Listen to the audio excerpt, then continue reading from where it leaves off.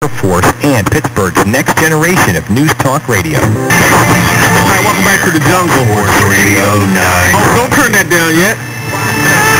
That's Cut Calhoun. In one of the greatest songs of the 2008 rap season. I called it your apartment.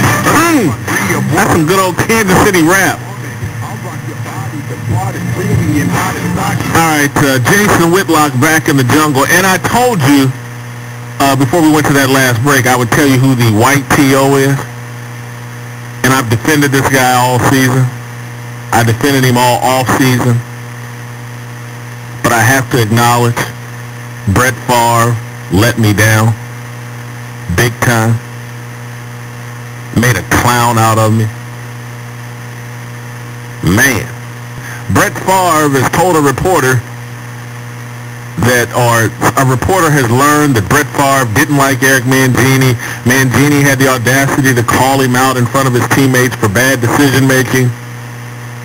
Brett Favre, before the game, leading up to the big game with the Dolphins, I've got shoulder problems. Brett Favre, after the game, referencing his shoulder problems. 22 TDs, 22 interceptions. Brett, I really went out on a limb because I wanted the Packers so bad to implode without Brett Favre, and they did. But I needed Brett Favre to justify being a diva, justify being a drama king by getting it done this season. And he didn't. He imploded. As the season progressed, Brett Favre got worse and worse. And the Jets and Eric Mangini, and Mangini just paid a hell of a cost. He lets Chad Pennington go, takes up with Brett Favre, and they don't make the playoffs, and Chad Pennington goes 11-5, and the Dolphins make the playoffs. And it goes back to what I said. Teams that valued character, the Dolphins. Teams that didn't, the Jets, got burned. You can't build a football team around a quarterback, particularly a quarterback coming to a new situation, if he's only half in. I don't know if I want to play anymore. I may retire. I'll let you know when I'm coming back. Then late in the year, without doing the necessary preparation, late in the offseason, without doing the necessary preparation for the season, Brett Favre comes back and he's not prepared and ready to do his job.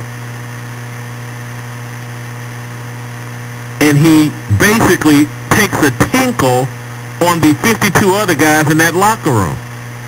Because he's not prepared, because he is uncomfortable being held accountable for the bad decisions that are costing the Jets football games.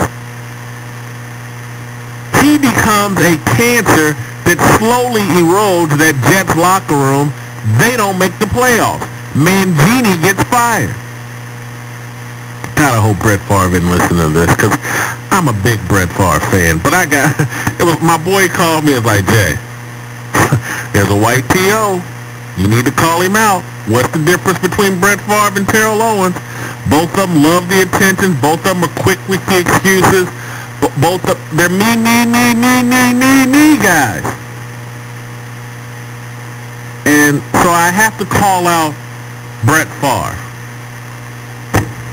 And I hope that Brett Favre and Bus Cook aren't listening, because they know that I championed them all off season. I was in your corner. I was praying for you yesterday. I wanted you to prove me right. 3 picks and 1 TD. And reports that you didn't like Mangini because he would call you out in film study in front of his teammates. Oh, these guys. Man, pro athletes.